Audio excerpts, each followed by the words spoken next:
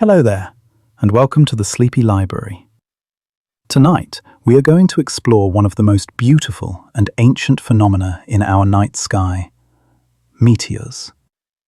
These wanderers from the depths of space have been lighting up Earth's atmosphere for billions of years, creating fleeting moments of wonder that have inspired humanity since we first looked upward. From the tiniest grain of dust to massive boulders from distant worlds, these cosmic travelers carry with them stories of the early solar system, of planetary collisions, and of the endless dance of matter through the cosmos. Tonight, we will journey through their origins, their spectacular displays, their chemistry, and the remarkable ways they connect us to the universe beyond. So settle in.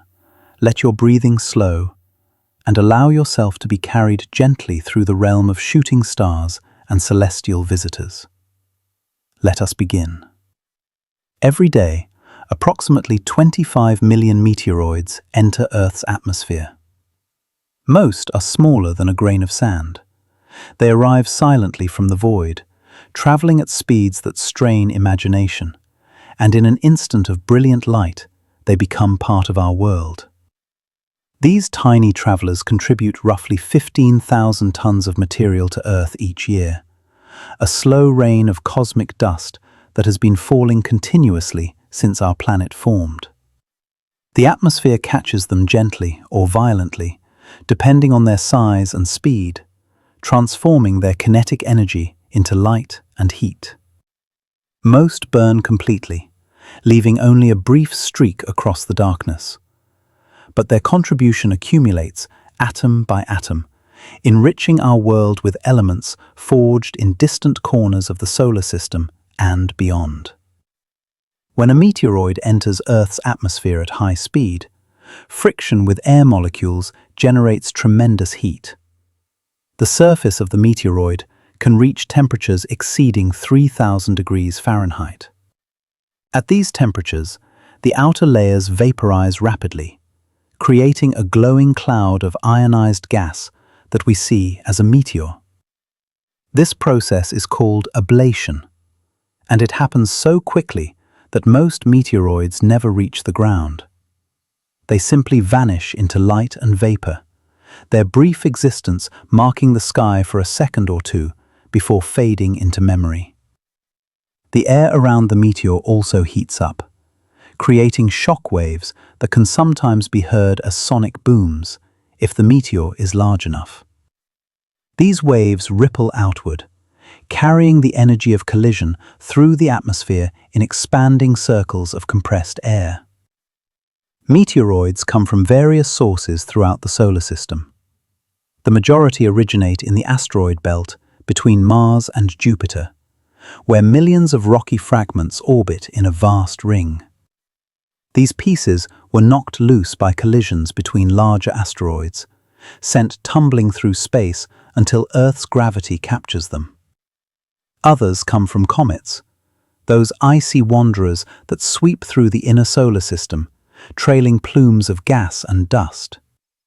As a comet approaches the Sun, solar radiation vaporizes its icy surface, releasing particles that spread along its orbital path. When Earth passes through these trails, we experience meteor showers, those predictable annual displays where dozens or even hundreds of meteors appear to radiate from a single point in the sky. A small fraction of meteoroids come from even more remarkable places: the Moon and Mars. Massive impacts on those worlds can blast rocks into space with enough velocity to escape their gravitational pull, sending them on long journeys that may eventually intersect with Earth. The distinction between meteoroid, meteor, and meteorite is worth understanding.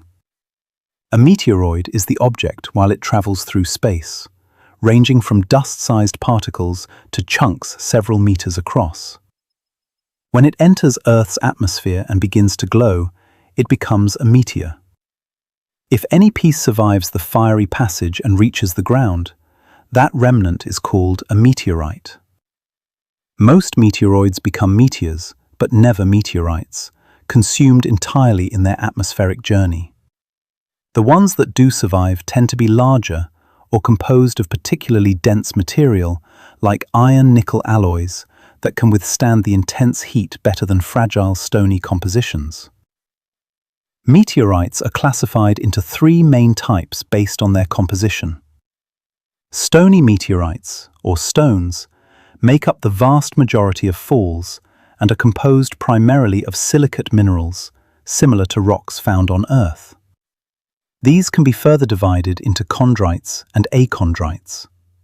Chondrites contain small, spherical structures called chondrules, millimeter-sized droplets of once molten rock that formed in the early solar system.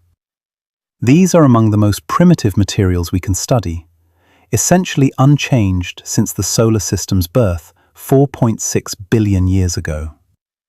They preserve the original dust and ice that clumped together to form asteroids, offering a direct window into conditions at the dawn of planetary formation. Achondrites lack chondrules and show evidence of having been melted and differentiated, meaning they come from larger bodies that experience geological processes similar to planets. Some achondrites are pieces of the crust from asteroids that grew large enough to develop internal structures with distinct layers. Iron meteorites make up only about 5% of observed falls, but are much easier to recognize and survive weathering better than stones, so they represent a larger fraction of museum collections. These are composed almost entirely of iron-nickel alloy and come from the cores of ancient asteroids that melted early in their history. The iron and nickel, being denser than rock, sank to the center while lighter materials floated upward, creating layered structures just like Earth's interior. When these asteroids were later shattered by impacts, their metallic cores were exposed and fragments were scattered through space. Many iron meteorites display a beautiful crystalline pattern called the Widmanstätten pattern, revealed when a polished surface is etched with acid. This intricate interlocking of two different iron-nickel minerals, formed only under conditions of extremely slow cooling over millions of years. Something that could only happen deep inside a large body, insulated from the cold of space. Stony iron meteorites are the rarest type, containing roughly equal mixtures of metal and silicate minerals. One variety, pallasites, are particularly striking, with translucent olive-green crystals of the mineral olivine embedded in a matrix of silvery iron-nickel metal. When sliced thin and backlit, they glow like stained glass windows from space. These probably formed at the boundary between an asteroid's rocky mantle and metallic core, where the two materials mixed before the body was disrupted. Another type, mesosiderites, are breccias composed of angular fragments of different materials welded together, likely created when two asteroids collided and their interiors were jumbled and fused by the impact's heat and pressure. The colors of meteors reveal their chemical composition through a natural form of spectroscopy. When elements are heated to extreme temperatures, they emit light at specific wavelengths characteristic to each element. Sodium produces a bright yellow-orange glow, which is quite common because sodium is abundant in many types of cosmic material. Magnesium creates blue-green light, giving many meteors a distinctive aqua hue. Calcium emits violet or purple light when ionized by the intense heat. Iron produces yellow to orange light, while nickel adds a greenish tint. The specific shade depends on how ionized the atoms become, which relates to the temperature and velocity of the meteor. Faster meteors hit the atmosphere more energetically, creating higher temperatures that ionize atoms more completely, often resulting in brighter, more vivid colors. Slower meteors tend to show more red and orange, partly from the meteor's own composition, but also because the heated atmospheric gases themselves, primarily nitrogen and oxygen, glow red when excited by lower energy collisions. Sometimes, meteors leave glowing trails that persist after the bright streak has faded. These are called persistent trains and can last from seconds to minutes in rare cases. The initial green glow often comes from neutral oxygen atoms in the air that were excited by the meteor's passage. As the train ages, it may shift colors as different chemical reactions occur between the vaporized meteor material and atmospheric gases. Sodium and iron oxides can continue reacting with oxygen and ozone long after the meteor itself has vanished, creating slowly evolving luminescent clouds that drift on high-altitude winds. The longest-lasting trains occur at altitudes between 80 and 100 kilometers, where the air is thin enough that the excited atoms and molecules take a long time to cool down and stop emitting light. Meteor showers occur when Earth passes through streams of debris left behind by comets. As a comet orbits the Sun, it continuously sheds material, creating a trail of particles spread along its orbital path. Year after year, Earth encounters these streams at the same time, producing predictable annual showers.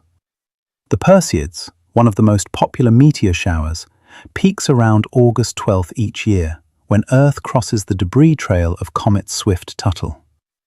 This comet orbits the Sun once every 133 years, and over many orbits it has populated its path with countless particles.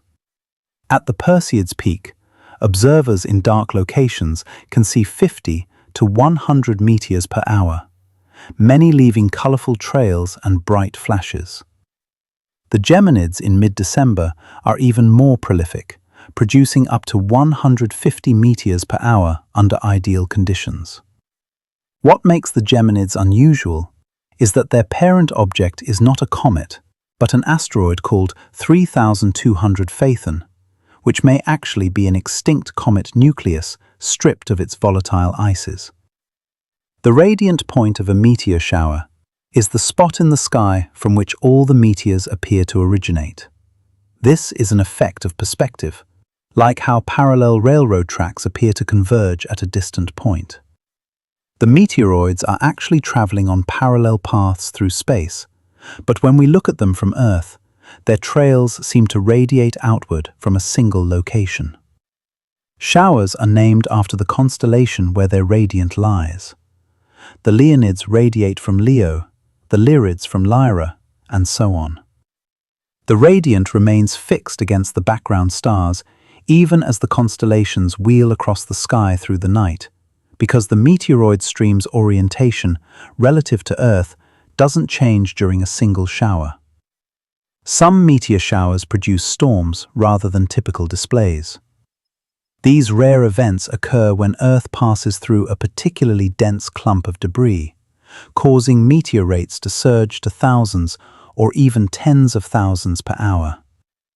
The Leonids produced spectacular storms in 1833, 1866, and 1966, with meteors so numerous that observers described them as falling like snowflakes. The 1833 storm was so intense that people thought the stars themselves were falling from the sky, causing widespread fear and wonder. These storms happen when Earth encounters material released during a comet's most recent pass, before that material has had time to spread out along the orbit. The Leonid's parent comet, Tempel-Tuttle, returns every 33 years, and storm activity tends to cluster around those returns, though predicting exactly when and whether a storm will occur remains challenging. Sporadic meteors, those not associated with any known shower, appear randomly throughout the year from all directions. These are fragments from asteroids or old comet trails that have spread out so much that they no longer produce recognizable shower activity. On any given night, even without a shower, observers might see 5 to 10 sporadic meteors per hour from a dark location.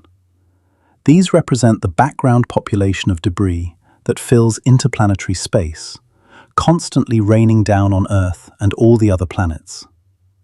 Their arrival is unpredictable, making each one a small surprise, a reminder that the solar system is not empty, but filled with countless wanderers following their own silent trajectories. The speed at which meteors strike Earth's atmosphere varies dramatically, depending on their direction of arrival. The slowest meteors, entering at about 11 kilometers per second, are objects whose orbits were nearly matching Earth's before gravity pulled them in. These are overtaken from behind, so the relative velocity is minimal.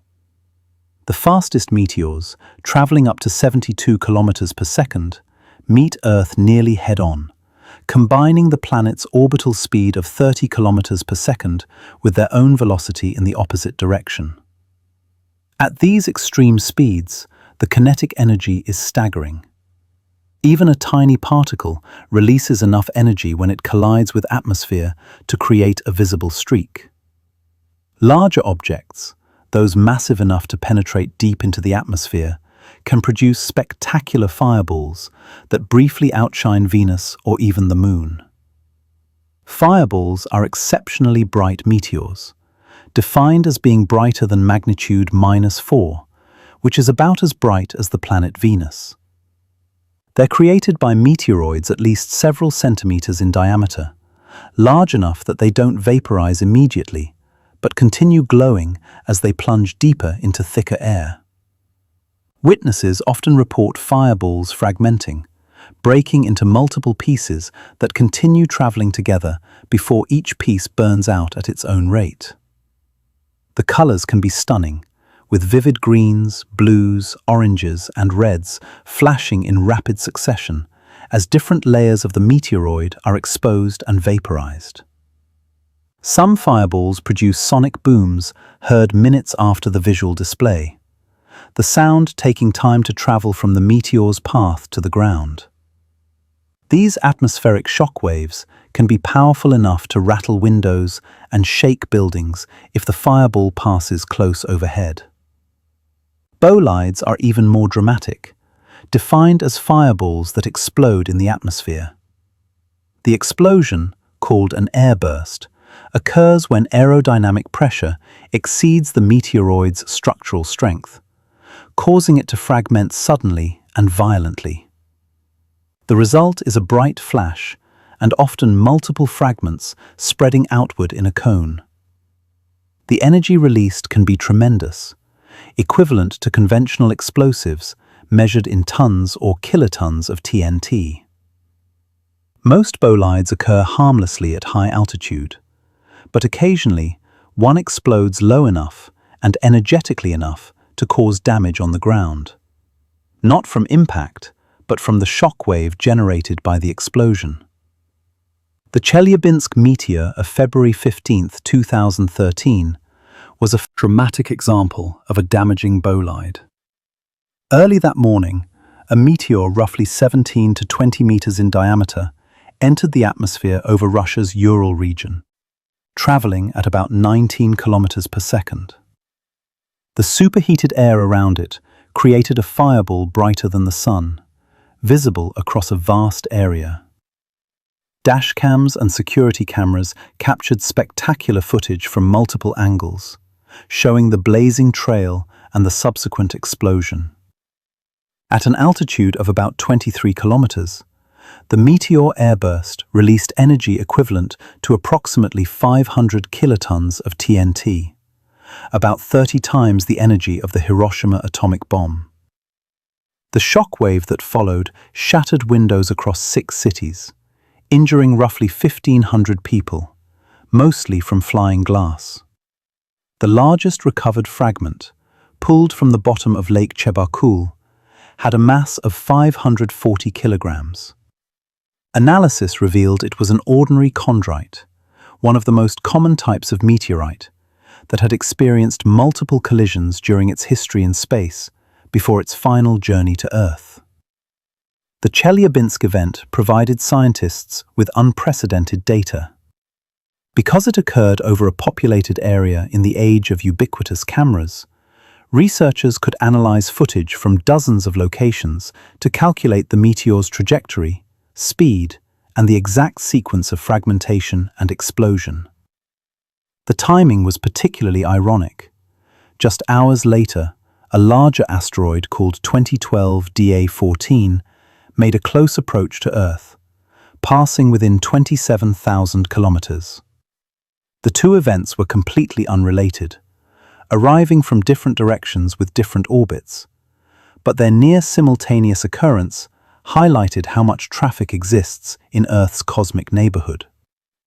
The Tunguska event of 1908 remains the most powerful impact-related explosion in recorded history. On the morning of June 30th, something exploded above a remote forest in Siberia, flattening an estimated 80 million trees over more than 2,000 square kilometers. The blast was felt hundreds of kilometers away, and the shockwave circled the globe twice, recorded on barographs as far away as England. For days afterward, night skies across Europe and Western Asia glowed strangely bright, possibly from dust and ice crystals blasted into the upper atmosphere. Because the region was so remote and Russia was in political turmoil, the first scientific expedition didn't reach the site until 1927, nearly 2 decades after the event. What researchers found puzzled them. Extensive devastation, but no crater.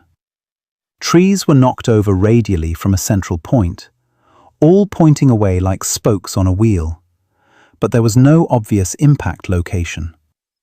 This pattern indicated an airburst, an explosion occurring before the object reached the ground. The impactor, estimated to have been 50 to 100 meters in diameter and composed of rock or possibly ice, exploded at an altitude of 5 to 10 kilometers with a force estimated between 3 and 15 megatons of TNT. The explosion was so powerful that had it occurred over a populated area, the consequences would have been catastrophic. Instead, because it happened over uninhabited forest, there were no confirmed human casualties, though some reports suggest 2 individuals may have perished. The Tunguska event demonstrated that substantial atmospheric explosions can occur without leaving obvious craters, making it more difficult to recognize past events of this type in the geological record.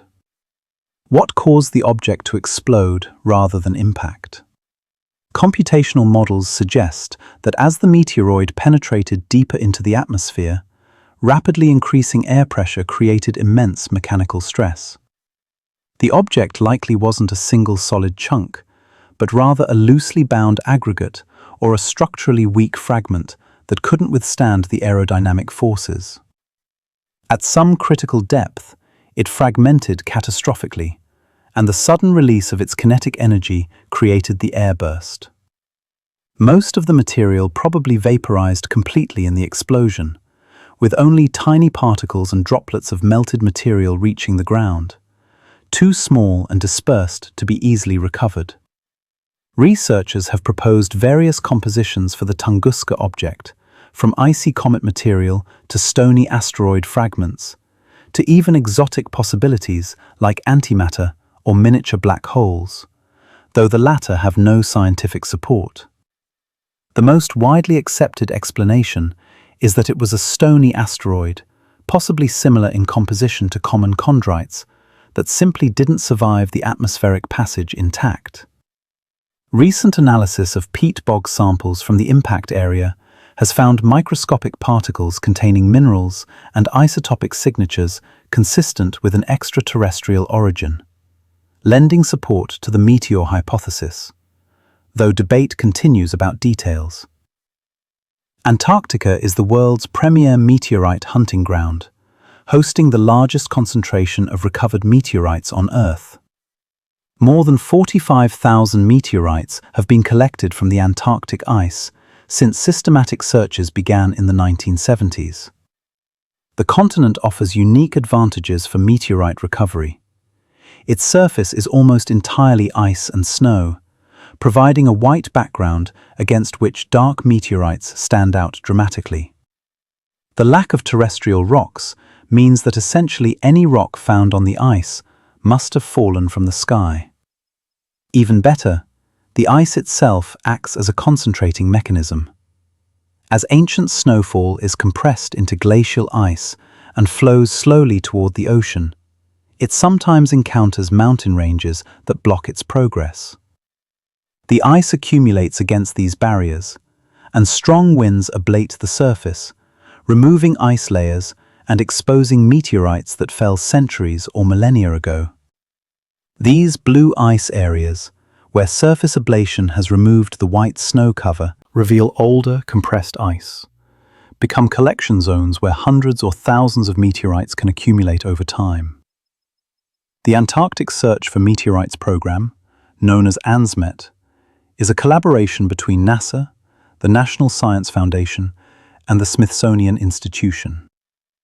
Each Antarctic summer, teams of scientists and volunteers traverse the blue ice fields on snowmobiles, searching visually for meteorites.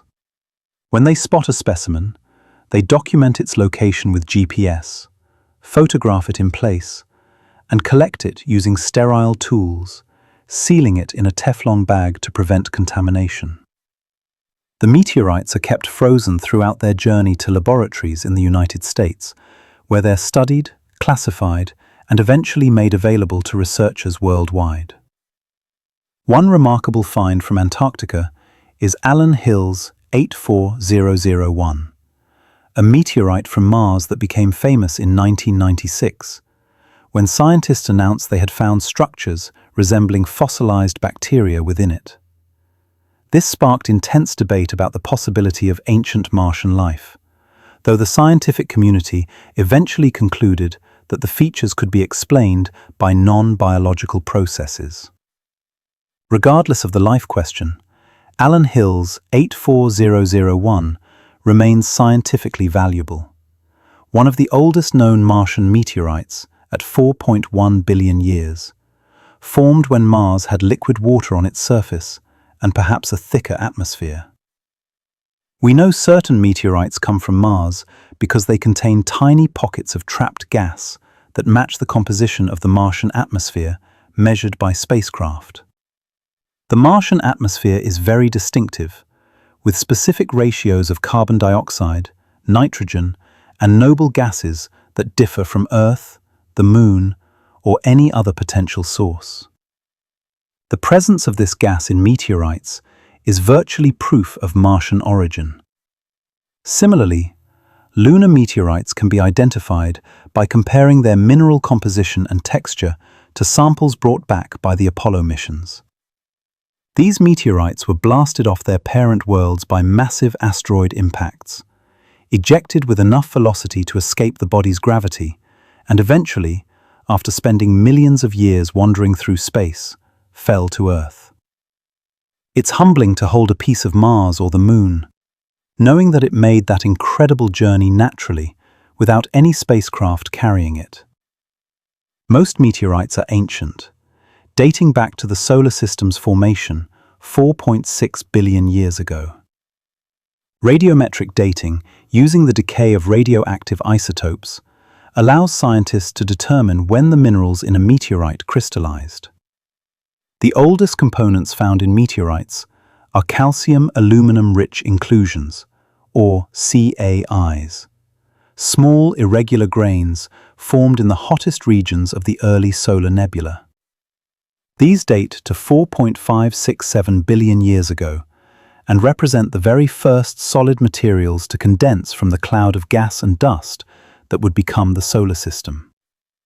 They are literally the oldest objects humans can hold, time capsules from before Earth itself existed. Chondrules, the small spherical structures found in chondrites, are only slightly younger, forming within the first few million years of the solar system's existence. They record a time when the disk around the young sun was still hot and dynamic, with rapid heating events that melted tiny droplets of rock that then cooled and solidified in space before being gathered up into larger bodies. The study of meteorites has revolutionized our understanding of how planets form. Before we had meteorites to study, scientists could only theorize about the conditions in the early solar system. Meteorites provide ground truth, actual samples of materials that were present during planetary formation. By analyzing their chemistry, mineralogy, and isotopic compositions, researchers can reconstruct temperature gradients in the solar nebula, identify the sources of volatile compounds like water, and trace the mixing of materials from different regions. For example, the presence of refractory inclusions rich in elements that condense at high temperatures, alongside more volatile materials that condense at lower temperatures within the same meteorite, tells us that the solar nebula was a dynamic, turbulent environment, where materials from different locations were transported and mixed together, rather than staying in neat, orderly zones. Pre-solar grains are another extraordinary discovery within meteorites. These are microscopic mineral grains, usually silicon carbide or graphite, that formed around dying stars before the solar system existed. They can be identified by their highly unusual isotopic compositions, completely different from solar system materials, reflecting the specific nuclear processes that occurred in their parent stars. Some grains formed in the outer layers of red giant stars, others in nova explosions or supernova ejections.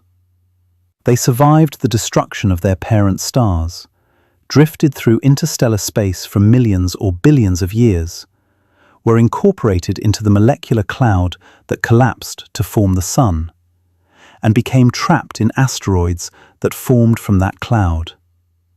Now they sit in laboratories, genuine stardust that predates our entire planetary system. Their isotopic signatures can be matched to theoretical predictions of stellar nucleosynthesis, confirming our understanding of how stars forge elements and return them to space to become the raw materials for future generations of stars and planets. Meteorites also contain organic compounds, carbon-based molecules that include amino acids, the building blocks of proteins, and even nucleobases, components of DNA and RNA.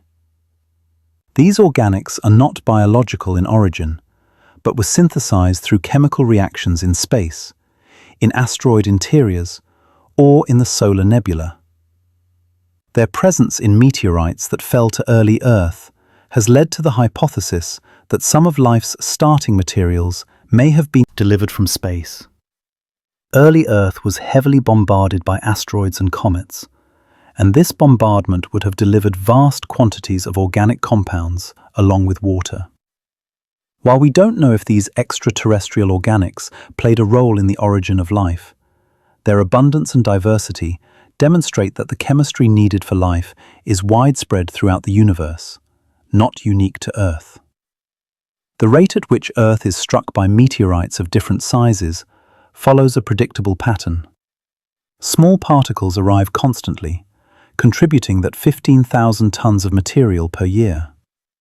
Objects a few meters across strike every few months, usually exploding high in the atmosphere without causing damage. House-sized objects might hit every few decades, occasionally producing events like Chelyabinsk.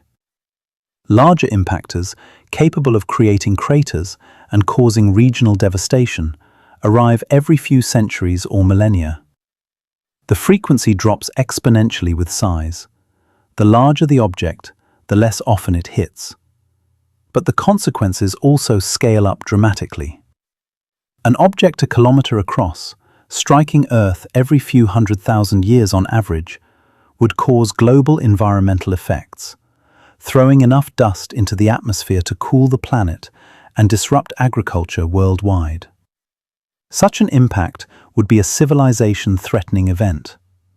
The most famous extinction-related impact occurred 66 million years ago, when an asteroid roughly 10 kilometers in diameter struck the Yucatan Peninsula in what is now Mexico.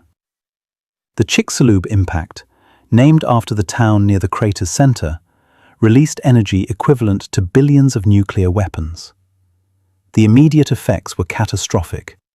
A fireball that incinerated everything within hundreds of kilometers, mega earthquakes and tsunamis that swept across oceans. Vaporized rock and dust were blasted high into the atmosphere, spreading globally and blocking sunlight for months or years. Without sunlight, photosynthesis ceased, temperatures plummeted, and ecosystems collapsed. The resulting mass vanishing event eliminated roughly 3/4 of all species on Earth, including all non-avian lineages of large reptiles. This event opened ecological niches that allowed mammals, which had been small and relatively insignificant during the Age of Giants, to diversify and eventually dominate terrestrial ecosystems, leading ultimately to the evolution of primates and humans. Our existence is, in a very real sense, a consequence of that ancient impact. Today, astronomers actively search for near-Earth asteroids, cataloging their orbits to identify any that might pose an impact risk in the coming centuries. Thousands of these objects have been discovered, ranging from tiny boulders to mountains several kilometers across. Most will never hit Earth, their orbits carrying them safely past our planet. But a few are classified as potentially hazardous, meaning they could conceivably impact in the future. Precise orbital calculations can predict paths decades or centuries ahead, giving humanity time to develop mitigation strategies if a dangerous object is identified. Proposed deflection methods include kinetic impactors, where a spacecraft rams the asteroid at high speed to alter its velocity slightly, or gravity tractors, where a spacecraft flies alongside the asteroid and uses its own tiny gravitational pull to gradually nudge the object into a safer orbit. These ideas were science fiction a generation ago, but are now serious engineering proposals, with test missions having been conducted. The DART mission in 2022 successfully demonstrated planetary defense by deliberately crashing a spacecraft into the small asteroid Dimorphos, measurably changing its orbit.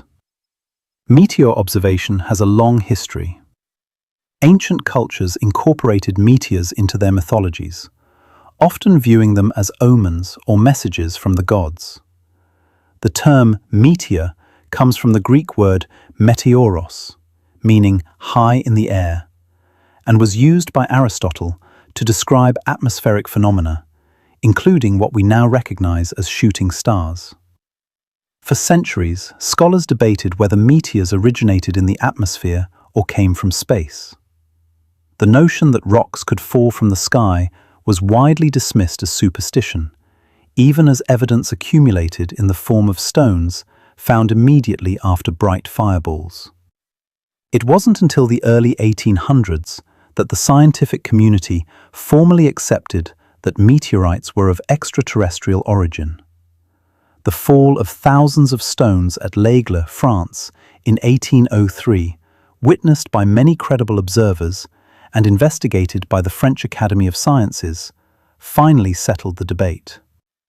Since then, meteorites have been systematically collected, studied, and curated. Museums around the world maintain collections that serve as resources for research and education. Every meteorite has a name, typically derived from the location where it was found.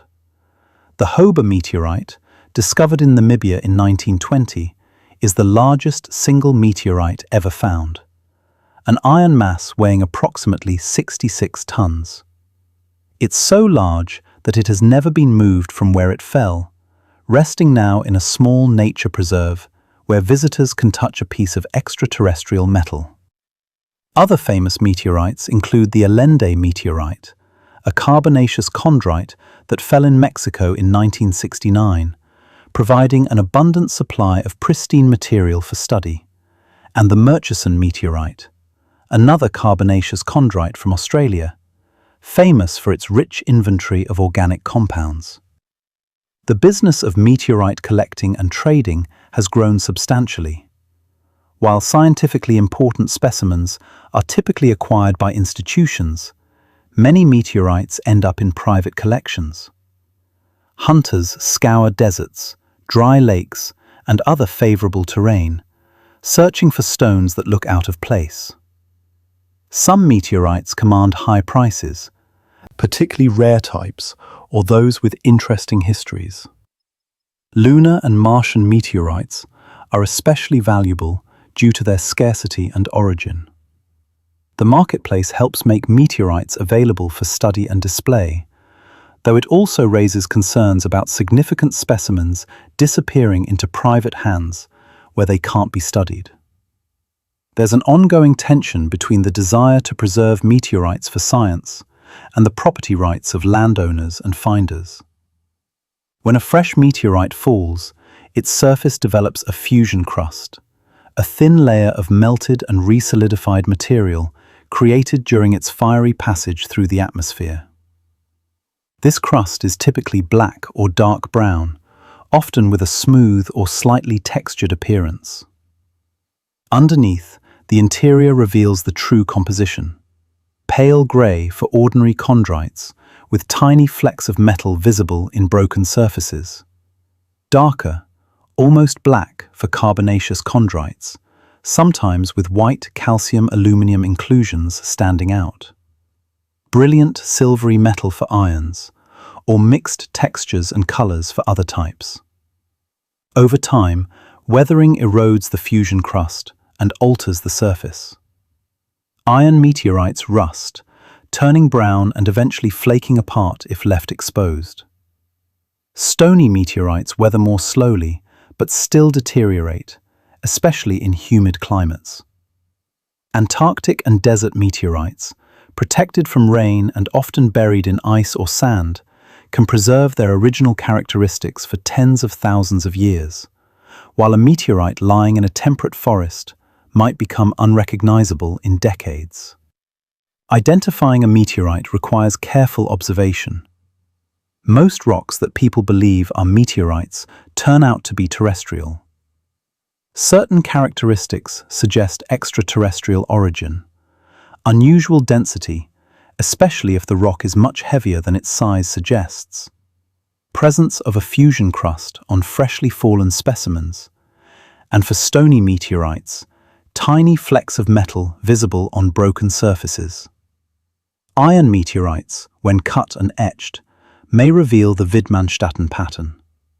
However, many terrestrial rocks can be misleading. Hematite and magnetite, iron oxide minerals common in Earth's crust, are dark and heavy but are not meteorites.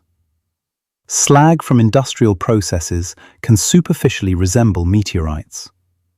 Even experienced researchers sometimes need to perform chemical tests or examine samples under a microscope to be certain.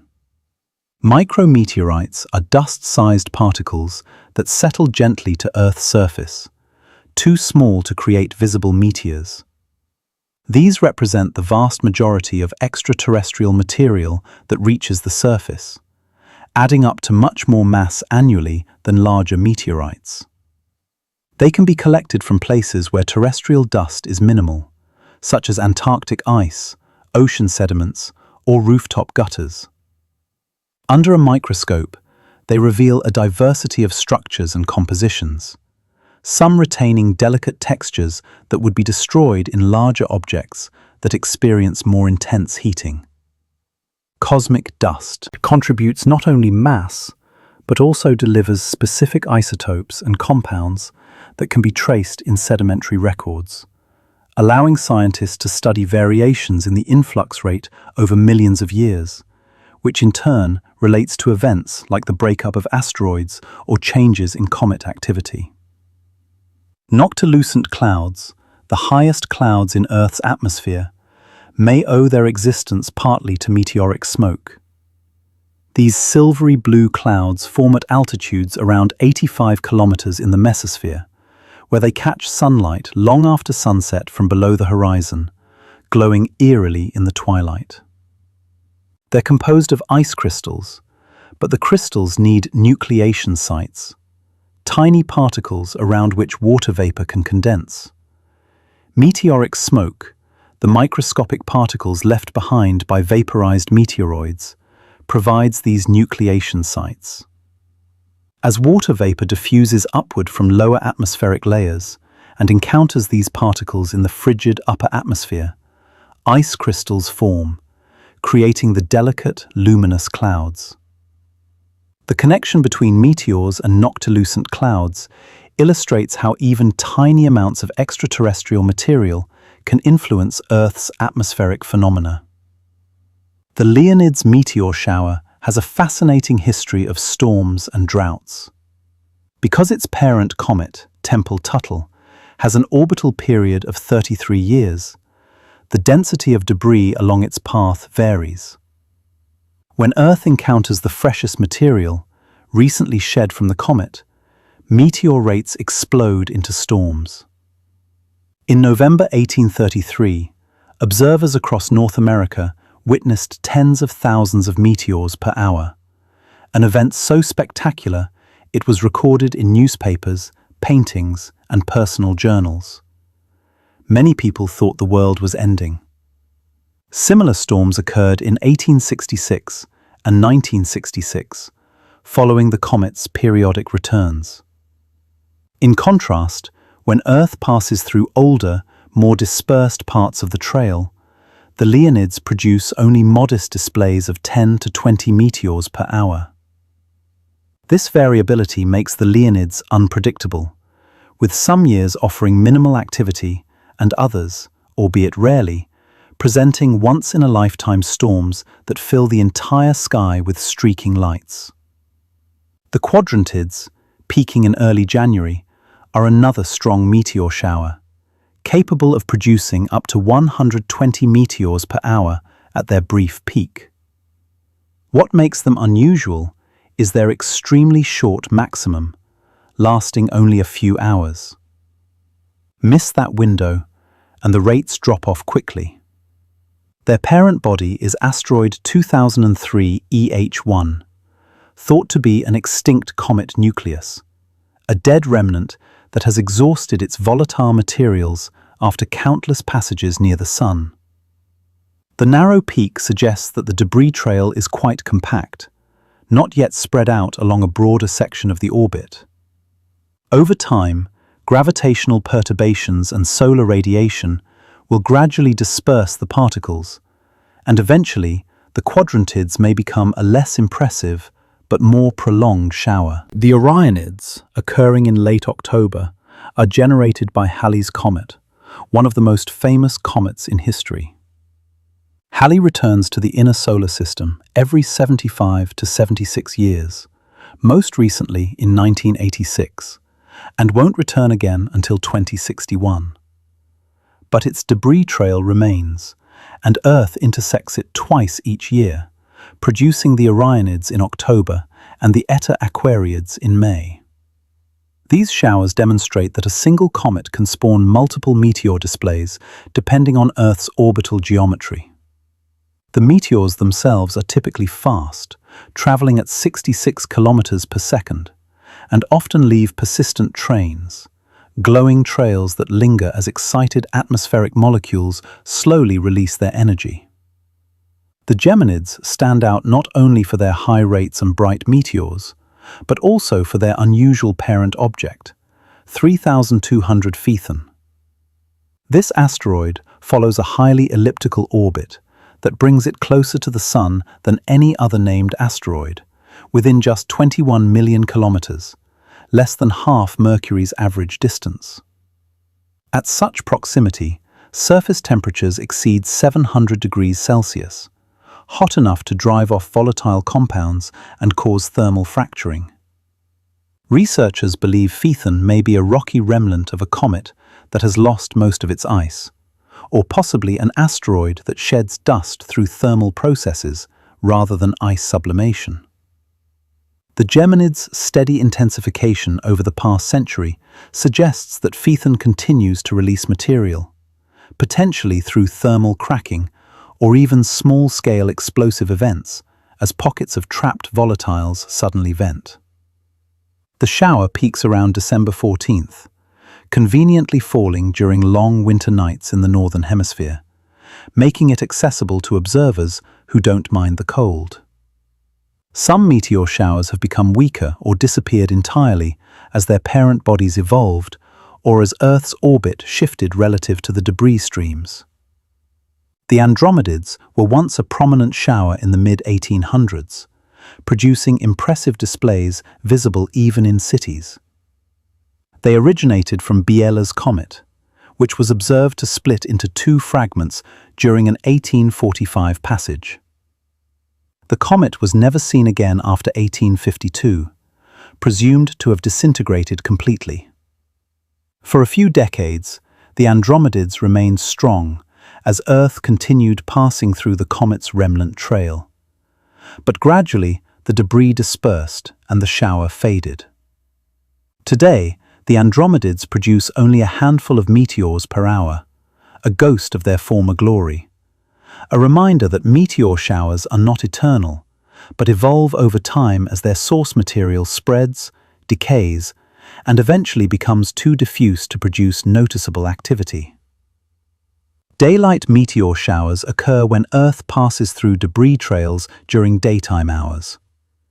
These meteors are just as numerous as nighttime showers, but are impossible to see by eye because the bright sky overwhelms their light. However, they can be detected using radio techniques. Meteor trails ionize the atmosphere, creating temporary reflective surfaces that bounce radio signals. By transmitting radio waves at specific frequencies and listening for echoes, observers can count meteors even in broad daylight. The Arietids, active in late May and early June, are the strongest daylight shower, with rates potentially exceeding 50 meteors per hour. Their parent body is not definitively known, though several near-Earth asteroids are candidates. Radar observations have revealed the fine structure of meteoroid streams, showing that they're not uniformly distributed, but contain clumps, gaps, and filamentary structures created by gravitational interactions with planets, the pressure of solar radiation, and the original ejection patterns from their parent bodies. Jupiter, with its immense gravity, is particularly effective at perturbing orbits, shepherding some streams and dispersing others. These gravitational influences mean that meteor shower activity can change noticeably over decades or centuries as the debris stream evolves and Earth's intersection with it shifts. Historical records show variations in shower strength that can now be explained by understanding how these streams move and spread. The Geminid meteor shower offers a wonderful opportunity for photography. Because the Geminids are bright and slow enough to capture with moderate exposures, and because they peak during long December nights, they're favorite targets for astrophotographers. Time-lapse sequences can show dozens of meteors streaking across the sky over the course of a night, all appearing to radiate from the constellation Gemini. Skilled photographers sometimes capture meteors in stunning juxtaposition with landscapes, auroras, or the Milky Way, creating images that convey the dynamic nature of the night sky. These photographs are not just artistic, but scientifically useful, as they can be analyzed to determine meteor directions, brightnesses, and colors, contributing data to research efforts. One of the more unusual meteor-related phenomena is zodiacal light, a faint glow visible in the western sky after sunset, or in the eastern sky before dawn. This glow is sunlight scattered by countless tiny dust particles that fill the plane of the solar system, the same plane where planets orbit. Most of this dust comes from comets and asteroid collisions, essentially the same material that creates meteors when particles enter Earth's atmosphere. Zodiacal light is subtle, easily overwhelmed by light pollution or moonlight, but from dark locations, it forms a distinct cone of soft radiance extending upward from the horizon along the ecliptic. It's a tangible reminder that space is not empty, but filled with dust, the same dust that rains down on Earth as meteors. The interplanetary dust cloud that creates zodiacal light is constantly being replenished by comets and asteroids, even as it's being depleted by various forces. Solar radiation exerts pressure on dust particles, pushing them outward.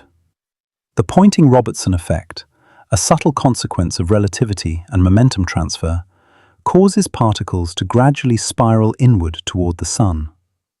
Particles that grow large enough may be pulled into the Sun by gravity, while tiny ones are blown out of the solar system by radiation pressure. Collisions between particles cause fragmentation and further reshuffling. It's a dynamic system in approximate equilibrium, with input from comets and asteroids balancing the various removal mechanisms. The study of meteors extends beyond Earth. Every solid body in the solar system with an atmosphere experiences meteors, though with variations depending on atmospheric density, composition, and the population of impactors. Mars, with its thin atmosphere, experiences fewer and dimmer meteors than Earth, because there's less air to create the intense friction needed for bright displays. Martian rovers have occasionally detected rapid flashes in night sky images, possibly meteors, and orbiting spacecraft have observed bright spots that may be meteorite impacts on the surface. Jupiter and Saturn, with their thick atmospheres, experience meteors when cometary or asteroidal debris enters their upper clouds. Some impact flashes on Jupiter have been recorded by amateur astronomers using backyard telescopes. Sudden bright spots appearing and fading within seconds as objects strike the giant planet's atmosphere. Titan, Saturn's largest moon, has a thick atmosphere, mostly composed of nitrogen, with methane and other hydrocarbons. Meteors entering Titan's atmosphere would experience different chemistry than those on Earth, potentially creating complex organic compounds as the meteor material reacts with atmospheric gases. These processes might contribute to the haze layers that shroud Titan, and even deposit organic material on its surface. The study of meteors on other worlds broadens our understanding of impact processes and atmospheric interactions across diverse environments. Meteor impacts have influenced the Moon's surface dramatically. Without an atmosphere to burn up incoming meteoroids, everything from dust to boulders reaches the lunar surface at full speed. Over billions of years, this continuous bombardment has pulverized the surface into regolith, a layer of fragmented rock and dust several meters thick. Fresh impacts create bright rays, streaks of ejected material, radiating outward from impact craters, visible even through small telescopes. These rays gradually darken as space weathering alters their composition, and as micrometeoroids continue churning the surface. The Moon serves as a natural laboratory for studying impact processes, preserving craters from all stages of solar system history, without the erosion and tectonic activity that erase such features on Earth. Some meteorites contain diamonds, not the large gemstones of jewelry, but microscopic crystals formed by shock during impacts. When two asteroids collide at high speed, the immense pressures generated can transform carbon into diamond within fractions of a second. These nanodiamonds, often found in Ureilite meteorites, are tiny but numerous. Interestingly, some meteorites also contain presolar diamonds, even smaller nanometer-scale crystals that formed in the outflows of dying stars before the solar system existed. These carry isotopic signatures distinct from solar system materials, confirming their stellar origin. Holding a meteorite containing pre-solar diamonds means holding fragments that witnessed the final moments of ancient stars, captured their last breaths, and carried that stardust across space and time to Earth. The colors and brightness of meteors can be influenced by their entry angle. A meteor entering nearly perpendicular to the Earth's surface, plunging straight down, traverses the atmosphere quickly, spending less time at altitudes where air is thin and more time in denser, lower regions. This can lead to intense heating and bright, short-lived displays. A meteor entering at a shallow angle, grazing the atmosphere, travels a longer path through thin air, potentially creating a prolonged but dimmer streak. Some grazing meteors can even skip back into space, briefly touching the atmosphere before bouncing away like a stone skipping on water. These are rare, but have been observed and documented, reminding us that not every meteoroid that touches Earth's atmosphere necessarily stays. Meteor sounds are occasionally reported by observers, mysterious hissing, crackling, or popping noises apparently occurring simultaneously with the meteor's visual appearance.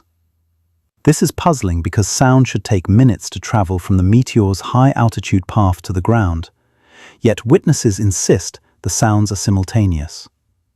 One proposed explanation involves very low-frequency radio waves generated by the meteor's plasma trail. These waves, traveling at the speed of light, could reach the ground simultaneously with the light and induce vibrations in nearby conductors, objects like grasses, hair, or even the observer's clothing, creating faint sounds through a mechanism called electrophonic transduction. While this explanation is controversial and not universally accepted, it offers a plausible mechanism for these strange reports that have been recorded for centuries. Meteor impact craters on Earth tell stories of past collisions, though erosion, vegetation, and tectonic activity have erased many. Meteor crater in Arizona, also known as Barringer crater, is one of the best preserved impact structures. A bowl 1,190 meters across and 170 meters deep, formed roughly 50,000 years ago when an iron meteoroid about 50 meters in diameter struck the Colorado Plateau. Fragments of the meteorite, composed of iron-nickel alloy, have been found scattered around the crater, and their composition matches the shattered remains buried beneath the crater floor. The explosion released energy equivalent to several megatons of TNT, vaporizing much of the meteoroid and excavating hundreds of millions of tons of rock. Larger craters are harder to recognize because they've been heavily eroded or buried. The Sudbury Basin in Ontario, Canada, is a massive impact structure over 200 kilometers across, formed roughly 1.8 billion years ago. The impact was so energetic that it melted vast amounts of rock, creating ore deposits rich in nickel, copper, and other metals, which have been mined extensively. The Vredefort structure in South Africa, formed 2 billion years ago, may be the largest verified impact structure on Earth, originally over 300 kilometers in diameter, though erosion has removed much of the original crater.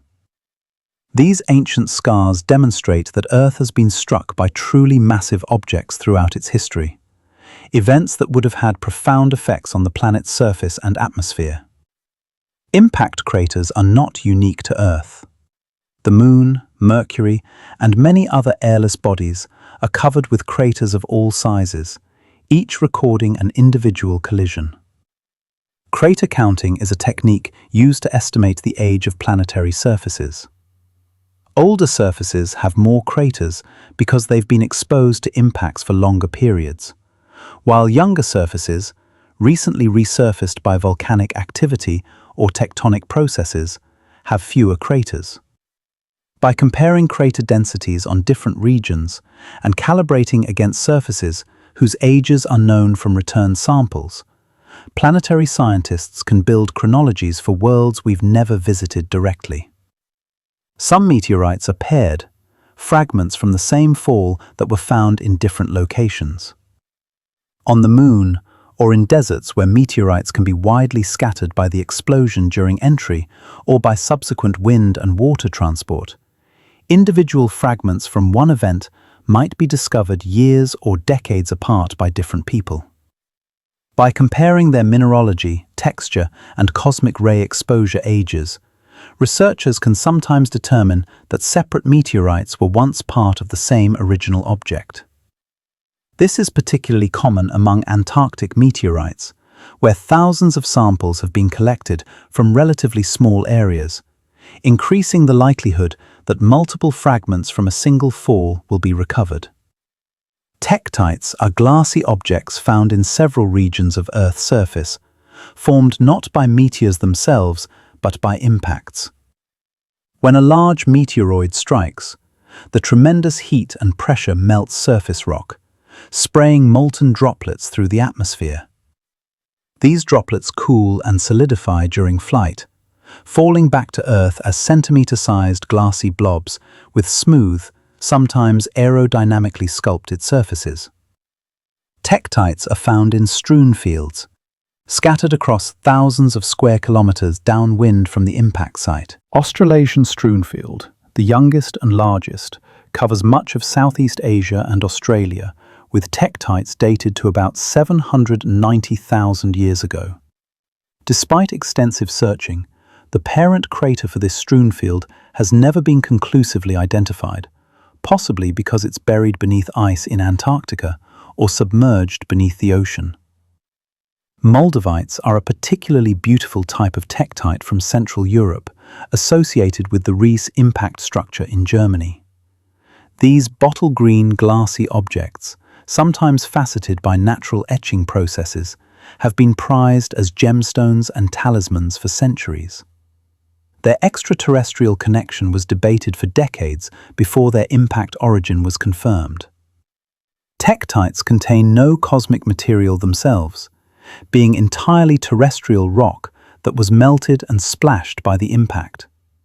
But they're nonetheless products of meteoric events, witnesses to moments of catastrophic energy release. Meteorites have cultural and historical significance beyond their scientific value. Many cultures have revered stones from the sky, incorporating them into religious or ceremonial objects. The black stone in the Kaaba, a sacred object in Islam, is widely believed to be a meteorite, though its exact nature has never been scientifically analyzed. Several ancient Egyptian artifacts, including a dagger from Tutankhamun's tomb, were crafted from meteoritic iron, prized because iron from meteors was the only source of workable iron available before humans developed smelting technology. The value placed on these objects reflects a deep human response to the wonder of stones that fall from the heavens, objects that tangibly connect Earth to the cosmos. The concept of panspermia, the hypothesis that life, or its precursors, could be transported between planets, or even between star systems by meteorites, has been debated for over a century. While no confirmed biological material has been found in meteorites, despite extensive searching, the discovery of complex organic compounds and the fact that some bacteria can survive extreme conditions, including exposure to the vacuum and radiation of space for extended periods in laboratory experiments, keeps the idea alive. Martian meteorites could theoretically carry microbial life from Mars to Earth, if such life exists or existed on Mars, especially during the warmer, wetter periods of Martian history billions of years ago. Whether panspermia actually occurs remains an open question. But meteorites certainly can and do transport chemistry, if not biology, between worlds. The size distribution of meteoroids follows a power law, meaning there are vastly more small particles than large ones. For every object 1 meter across, there are roughly 1,000 objects 10 centimeters across, and 1,000,000 objects 1 centimeter across. This relationship holds over many orders of magnitude, from dust grains to kilometer-sized asteroids. It reflects the collision physics that grinds down asteroids and produces fragments, with more smaller pieces generated in each fragmentation event. This distribution means that while large impacts are rare, small ones are common, and the cumulative effect of countless small impacts can be significant over geological time. The study of meteorite falls, those recovered shortly after being observed to fall, provides more reliable data than finds. Meteorites discovered long after they fell without witnessed descent. Falls can be more accurately dated, and are less likely to be confused with terrestrial rocks. They also haven't been subjected to as much weathering, preserving delicate features and chemistry. Establishing a meteorite as a fall usually requires multiple independent witnesses and rapid collection. When such specimens become available, research institutions often prioritize acquiring samples because of their higher scientific value. Meteorites continue to fall even as we discuss them. Right now, somewhere in the world, a small stone is likely entering the atmosphere, beginning its brief journey from space to Earth. Most fall unnoticed over oceans or remote land. Only a tiny fraction are ever found. But each one carries information, and collectively they provide an ongoing natural delivery of extraterrestrial samples. A gift from the cosmos that humanity is only beginning to fully appreciate and understand. The fascination with meteors has inspired not just science, but art, literature, and philosophy. The sight of a bright meteor streaking across a dark sky evokes wonder and contemplation. It's a reminder of the vastness of space, the age of the solar system, and our own place within it. The ancient light released by a meteor traveled billions of miles over billions of years as part of an asteroid, only to be transformed in an instant into a fleeting glow. That transformation connects the ordinary observer to processes that occurred before Earth existed, to collisions in the asteroid belt, to the formation of planets from dust, to the very elements that make up our bodies, elements forged in stars and delivered to worlds by asteroids and comets. The phrase, "wish upon a shooting star," has roots in folklore stretching back centuries. The ancient Greek astronomer Ptolemy suggested that shooting stars were caused by gods peering down at Earth, and when they looked, the stars slipped and fell. People believed that if you made a wish while the gods were paying attention, they might grant it. While we now know the true nature of meteors, the sense of connection to something beyond ourselves persists. Watching a meteor shower remains a popular activity, with people gathering in dark places, lying on blankets under the open sky, waiting for the next streak of light. It's a simple pleasure, requiring no equipment, just patience and a willingness to look up. Photographing meteors has become easier with digital cameras. Long exposures can capture multiple meteors in a single frame, showing their paths radiating from the shower's radiant point.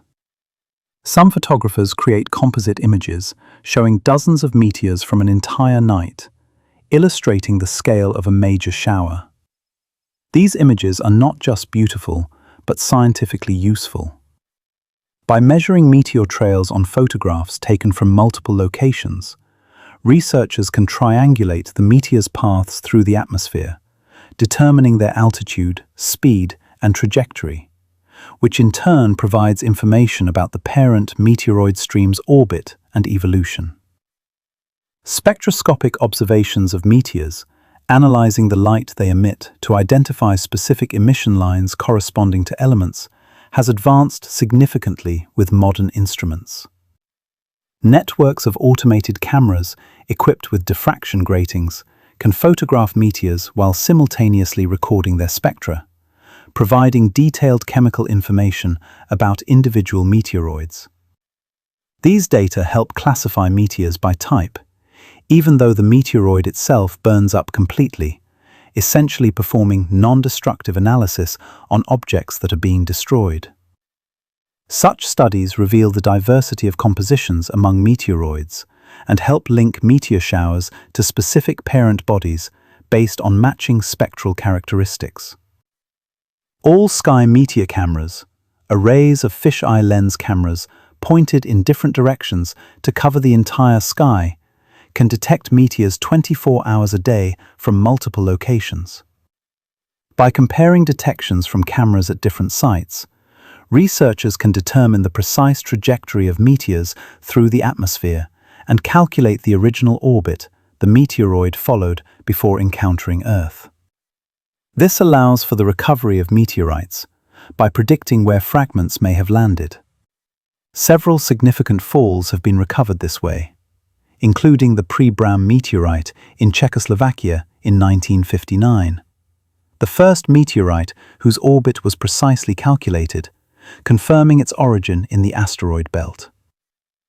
Networks of observers, both amateur and professional, contribute to global meteor monitoring efforts. Organizations like the International Meteor Organization coordinate observations, compile data, and publish results. Amateur astronomers can make meaningful contributions by systematically observing meteor showers, counting meteors, noting their brightness and paths, and reporting fireballs. This citizen science approach has been valuable historically and continues today, supplementing automated camera networks and providing human judgment about meteor characteristics that might be missed by automated systems. Meteor astronomy is an accessible field where motivated amateurs can contribute to genuine research. Unlike deep sky astrophotography or planetary observation, which often require expensive equipment, meteor observing requires only eyes, a dark sky, and patience. Counting meteors during showers and reporting the data helps refine shower predictions and understand variations from year to year. Reporting bright fireballs to organizations that track them can assist in triangulating their paths and potentially recovering meteorites.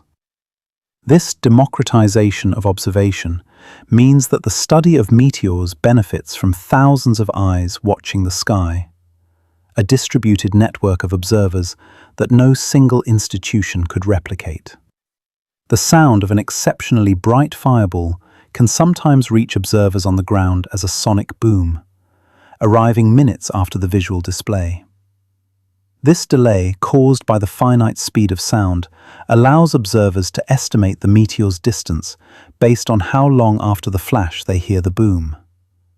Particularly energetic fireballs can produce multiple booms as different fragments break the sound barrier at slightly different times, or as shock waves reflect off atmospheric layers. These acoustic signatures add another dimension to fireball studies, providing information about the meteor's fragmentation and energy release. The future of meteor science includes increasingly sophisticated observation tools. Space-based telescopes can observe meteors from above the atmosphere, seeing them against the black of space rather than the bright air glow, allowing detection of fainter meteors and better measurements of their physical properties. Spacecraft missions to asteroids, such as NASA's OSIRIS-REx and Japan's Hayabusa 2, have returned pristine samples from specific asteroids, providing ground truth that can be compared with meteorites thought to come from similar bodies. These missions revolutionize our understanding by eliminating uncertainties about meteorite origins and alteration during atmospheric passage or terrestrial weathering. Plans for future missions include concepts for intercepting meteoroid streams in space, collecting samples before they're heated, and returning them to Earth. Such missions would provide completely unaltered material, preserving volatile compounds and delicate structures that are lost when meteoroids become meteors. The comparison between traditional meteorites and pristine space return samples will refine our understanding of how atmospheric entry and terrestrial storage affect meteorite properties. The International Space Station occasionally experiences impacts from micrometeoroids, small particles that strike the station's surfaces at high velocity, creating tiny craters in exposed materials. These impacts are generally harmless due to shielding, but they provide opportunities to study impact processes on materials in space.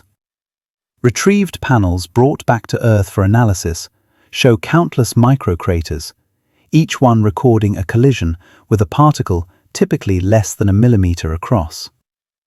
The cratering reveals information about the size distribution and velocity of particles in near-Earth space, data relevant for designing future spacecraft and habitats.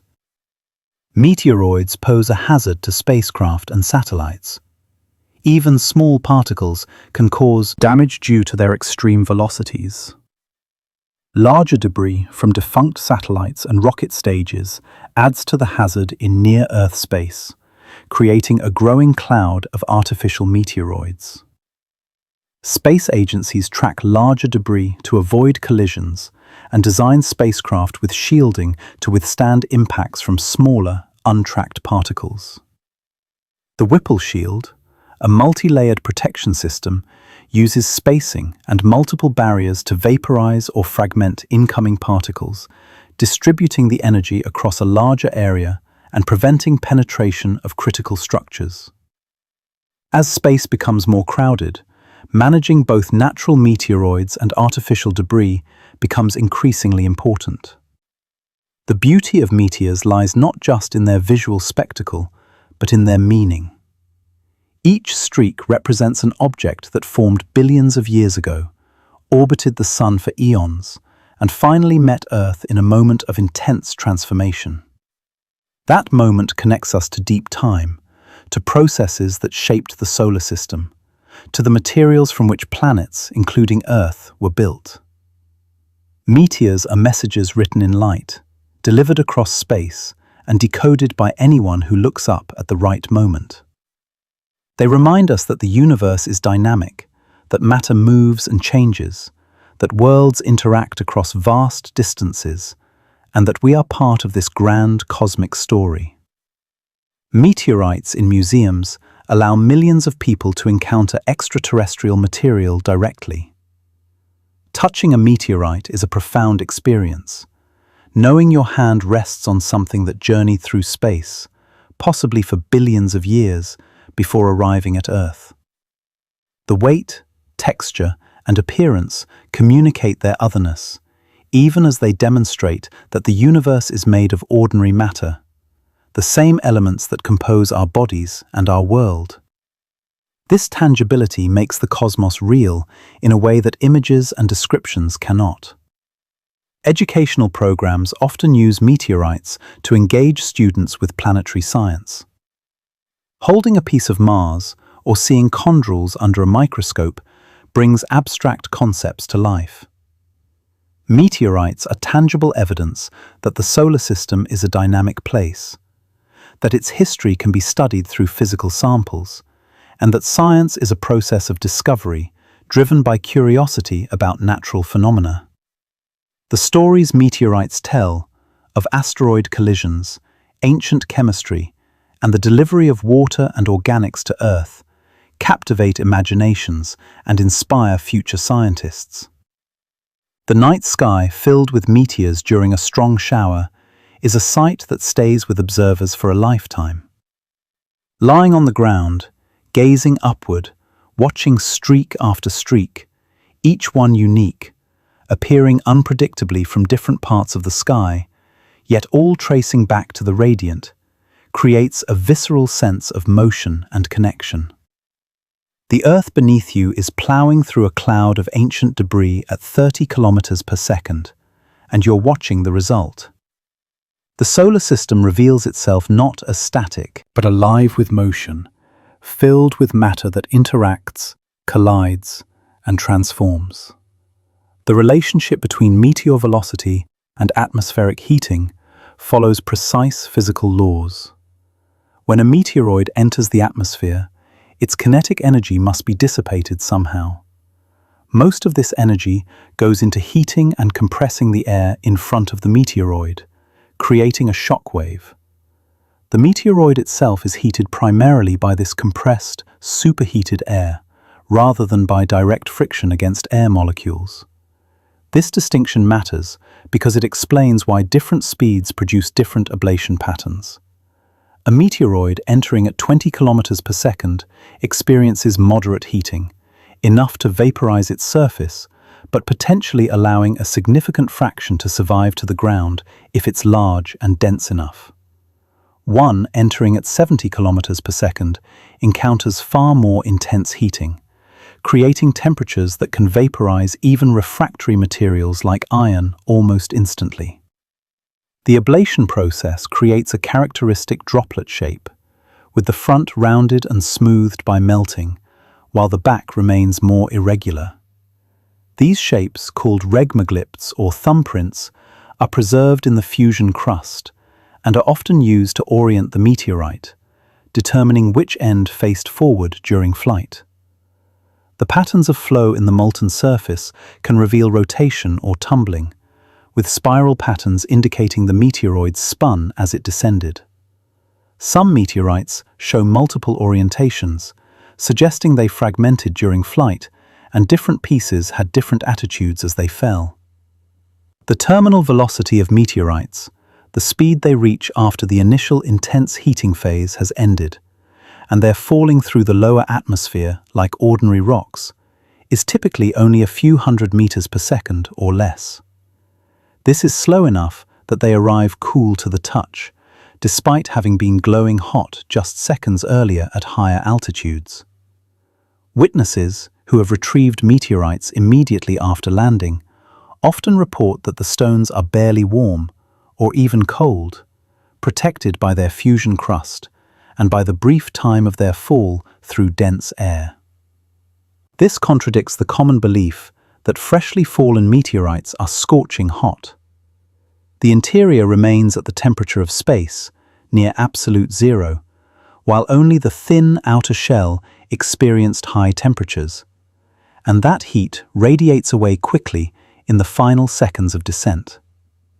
Meteorite-strewn fields, the areas where fragments from a single fall are scattered, can extend for many kilometers, sometimes dozens. The pattern reflects the meteor's trajectory and the altitude at which it fragmented.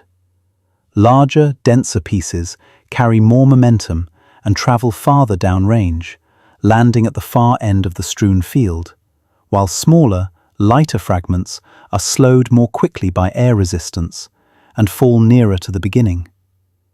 The distribution can be mapped, revealing information about the breakup sequence.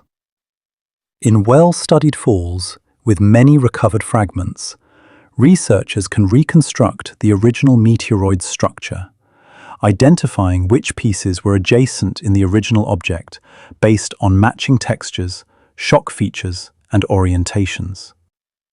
The fall of the Allende meteorite in February 1969 scattered thousands of fragments across the Mexican state of Chihuahua. Witnesses described a brilliant fireball, followed by a sonic boom, and a sound like falling rain as stones peppered the ground. Because it fell in a sparsely vegetated, semi-arid region shortly after dawn, many fragments were quickly recovered while still fresh. The timing was fortunate, because NASA was preparing for the Apollo 11 moon landing scheduled for later that year, and scientists were eager for pristine extraterrestrial samples to compare with the lunar materials they hoped to receive. Allende turned out to be a carbonaceous chondrite, rich in calcium-aluminum inclusions and organic compounds, making it one of the most intensively studied meteorites ever collected. Fragments are still being analyzed decades later, with new techniques revealing details invisible to earlier generations of instruments. The Murchison meteorite, which fell in Australia in September 1969, shortly after Allende, is equally famous for its organic inventory. Analysis has identified over 70 different amino acids in Murchison, only 19 of which are found in terrestrial biology, proving that the others are extraterrestrial in origin rather than contamination. The amino acids show no preference for left or right-handed molecular forms, unlike biological amino acids, which are almost exclusively left-handed, further confirming their non-biological origin. Murchison also contains nucleobases, the building blocks of DNA and RNA, including compounds not found in terrestrial life. These discoveries demonstrate that the chemistry leading toward life is not unique to Earth, but occurs throughout the solar system, wherever the right conditions exist. Some meteorites preserve signatures of water. Hydrated minerals, clays formed by chemical reactions between rock and liquid water, indicate that the parent asteroid had liquid water in its interior at some point. This water probably came from melted ice, warmed by the decay of radioactive elements within the asteroid shortly after it formed. The presence of water-altered minerals revolutionized understanding of asteroids, revealing that these bodies were not always frozen and dead, but experienced geological activity, including hydrothermal systems, where warm water percolated through rock, dissolving and redepositing minerals, just as it does on Earth. Some carbonaceous chondrites contain up to 20% water by weight, locked in mineral structures. When these meteorites are heated in laboratories, the water is released, demonstrating that asteroids could have been sources of Earth's oceans, delivered during heavy bombardment early in our planet's history. The NICE model, a theory explaining the early solar system's architecture, suggests that the planets underwent a dramatic orbital rearrangement roughly 600 million years after formation.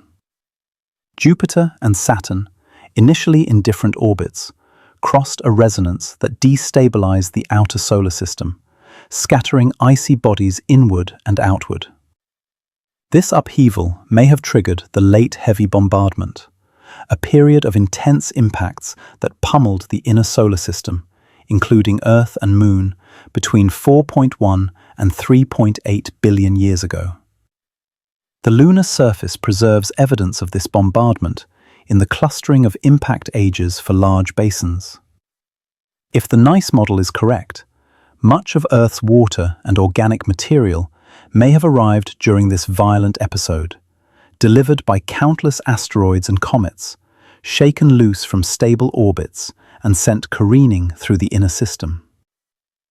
Meteor-related folklore appears in cultures worldwide, often associating meteors with supernatural events or omens. In medieval Europe, meteors were sometimes interpreted as souls ascending to heaven or descending to purgatory, their sudden appearances and disappearances fitting religious narratives about the afterlife. Some cultures viewed bright fireballs as dragons or celestial battles. Others saw them as messages from gods or ancestors. The unpredictability of meteors made them seem capricious and significant, fitting symbols for fate or divine intervention. These interpretations, while scientifically incorrect, reflect deep human impulses to find meaning in natural phenomena and connect earthly events with cosmic ones. The Perseids have been observed for at least 2,000 years, with historical records from China, Japan, and Europe describing the annual August meteor shower long before its connection to comet Swift-Tuttle was understood. Medieval Europeans called them the Tears of St. Lawrence, linking them to the saint's feast day on August 10th, around the shower's peak. This naming reflected the pattern of interpreting meteors through religious frameworks, but it also demonstrates that ancient observers noticed the shower's regularity and peak timing, recognizing it as a recurring phenomenon rather than random events. Such observations laid groundwork for later scientific understanding, showing that meteors followed patterns that could be studied and predicted. Modern meteor science began in the 19th century, when careful observers started mapping meteor paths and recognizing that shower meteors had common radiance. The Great Leonid Storm of 1833, visible across North America, galvanized scientific interest. Denison Olmsted, an American physicist, proposed that the meteors originated from a cloud of particles in space that Earth encountered periodically. This was revolutionary, providing evidence that space was not empty but contained solid matter. Predictable orbits. Within decades, astronomers had identified multiple meteor showers, calculated their radiance, and begun linking them to cometary orbits, establishing the field of meteor astronomy as a legitimate scientific discipline. The development of radar in the mid-20th century enabled systematic study of meteors, regardless of weather or daylight. Radio waves reflect off the ionized trails left by meteors, creating detectable echoes. By analyzing these echoes, researchers can determine meteor trajectories, velocities, and rates continuously. Radar observations revealed daytime showers previously unknown and provided statistics on meteors too faint to see visually. Modern meteor radar systems operate around the clock, feeding data into databases that track shower activity in real time, providing alerts when unusual activity occurs. These automated systems complement visual observations and photographic surveys, creating a comprehensive global meteor monitoring network. Video meteor observation networks, consisting of dozens or hundreds of cameras distributed across continents, capture meteors from multiple angles simultaneously. Triangulation from multiple stations yields precise three-dimensional trajectories, allowing calculation of the meteoroid's orbit before it encountered Earth. These orbits can sometimes be traced back to specific asteroid families or even individual parent bodies. The European Fireball Network, established in the 1960s, was among the first systematic efforts. Today, organizations like the European Space Agency's Fireball Network and various national programs operate hundreds of cameras, detecting thousands of meteors annually, and occasionally predicting where meteorites from observed fireballs may have landed, enabling targeted searches. The recovery of the Neuschwanstein meteorite in April 2002 exemplified modern techniques. 3 cameras in the European Fireball network recorded a bright fireball over southern Germany. Analysis of the footage allowed researchers to calculate the meteoroid's trajectory and predict where fragments might have fallen. Within days, searchers recovered several stones in the predicted area, confirming the calculations. Orbital analysis showed the meteoroid came from the inner asteroid belt, with an orbit resembling those of certain known asteroids, providing direct evidence linking a specific meteorite type to a region of the asteroid belt. Such recoveries are rare but invaluable, offering certainty about a meteorite's origin that cannot be obtained from finds discovered without observed falls. Cosmic ray exposure ages, determined by measuring isotopes produced when cosmic rays bombard meteoroids in space, reveal how long objects have been exposed as small bodies rather than buried inside larger asteroids. Most meteorites show exposure ages of a few million to a few 100 million years, indicating they were chipped off their parent asteroids relatively recently in geological terms. A few show much older ages, over 1 billion years, suggesting they've been orbiting independently for a very long time. These ages help reconstruct the collisional history of the asteroid belt, revealing when major disruption events occurred that created families of fragments sharing similar orbits. Comparing exposure ages across many meteorites creates a timeline of asteroid fragmentation, a chronicle of violent impacts that have shaped the belt over billions of years. The Widmanstätten pattern found in iron meteorites forms only under extremely slow cooling rates, approximately 1 degree Celsius per million years. This pace is so slow that it can only occur deep within a body at least several kilometers in diameter, insulated from the cold of space by overlying material. The pattern consists of interlocking plates of 2 iron-nickel minerals, camosite and taenite, which form as the metal cools through specific temperature ranges where the crystal structure changes. The width of the camosite plates correlates with the cooling rate, allowing researchers to estimate the depth at which the iron crystallized within its parent asteroid. Most iron meteorites cooled at depths between 10 and 100 kilometers, suggesting their parent asteroids were at least tens of kilometers across, true protoplanets that underwent differentiation before being shattered. Pallasites, those beautiful stony iron meteorites with olivine crystals set in metal, likely formed at the core mantle boundary of differentiated asteroids. Olivine is a major component of rocky mantles, while iron-nickel metal forms cores.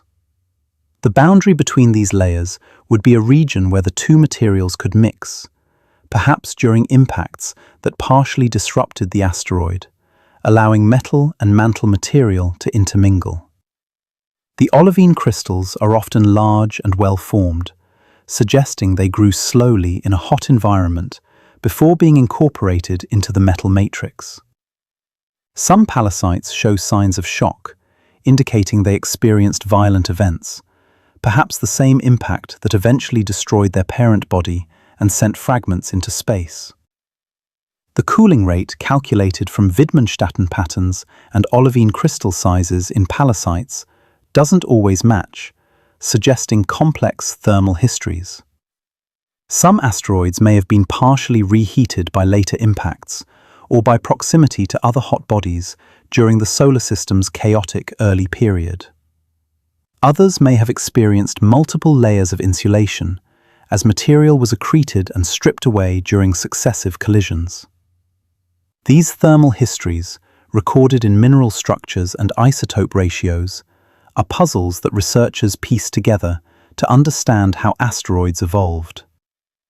Each meteorite is a detective story, its clues scattered through its composition, texture, and isotopic fingerprints, waiting to be interpreted. Some meteorites contain pre-solar grains, microscopic minerals, that formed in the atmospheres of dying stars before the solar system existed. These grains are identified by their extreme isotopic anomalies, ratios of isotopes that differ wildly from solar system materials, reflecting the specific nuclear reactions occurring in their parent stars. Silicon carbide grains from asymptotic giant branch stars, carbon stars that shed huge amounts of material into space, are relatively common in primitive meteorites. Graphite grains from supernovae are rarer but even more exotic, carrying isotopic signatures of explosive nucleosynthesis. Nanodiamonds, though abundant, are too small for individual grains to be studied, but their collective isotopic properties suggest multiple sources, probably many different stars contributing to the pre-solar inventory. The study of pre-solar grains is essentially observational stellar astronomy, using tiny solid samples rather than light. By measuring isotopes in individual grains, a few micrometers across, researchers can test theories of how stars produce elements, how those elements mix in stellar envelopes, and how stellar outflows carry material into interstellar space. Some grains contain isotopic anomalies, suggesting they came from rare types of stars like novae, thermonuclear explosions on white dwarf surfaces, environments that can't be sampled any other way. These tiny pieces of stardust connect meteorite science directly to astrophysics, providing ground truth for models of stellar evolution and galactic chemical enrichment. The delivery of water to Earth via asteroids and comets is still debated. Isotopic measurements show that water in carbonaceous chondrites has a hydrogen isotope ratio similar to Earth's oceans, supporting the idea that such asteroids contributed to our planet's water budget. However, comets often have different isotope ratios, either enriched or depleted in deuterium compared to terrestrial water, suggesting they weren't the main source, though some comet populations might match. The truth is probably complex, with water arriving from multiple sources during different phases of Earth's formation and early bombardment. Some may have been incorporated during initial planetary accretion, while later impacts added more. potentially including both asteroidal and cometary contributions. Meteorites also record magnetic fields from their parent asteroids. Some asteroids, despite their small size, generated magnetic fields early in their history, probably through dynamo action in molten metallic cores. As minerals crystallized and cooled, they captured the direction and strength of these fields, just as terrestrial rocks record Earth's magnetic field. By analyzing the magnetic signatures in meteorites, researchers can infer that some asteroids had active dynamos, powered by convection in liquid metal cores, requiring substantial internal heat and differentiation. These fields probably persisted for only millions of years before the cores solidified completely, shutting down the dynamo, but they left permanent records in the rocks that eventually became meteorites. Noble gases trapped in meteorites provide another layer of information. These gases, including helium, neon, and argon, are chemically inert and don't form minerals, so they're trapped in tiny spaces within crystals or adsorbed onto grain surfaces. Some noble gases are solar wind implanted, captured when the meteorite's parent body was a dust grain exposed in the early solar nebula, recording the composition of the young sun's outer layers. Others are cosmogenic, produced by cosmic ray bombardment during the meteoroid's journey through space. Still others are radiogenic, decay products of radioactive elements that accumulated within the meteorite since its formation.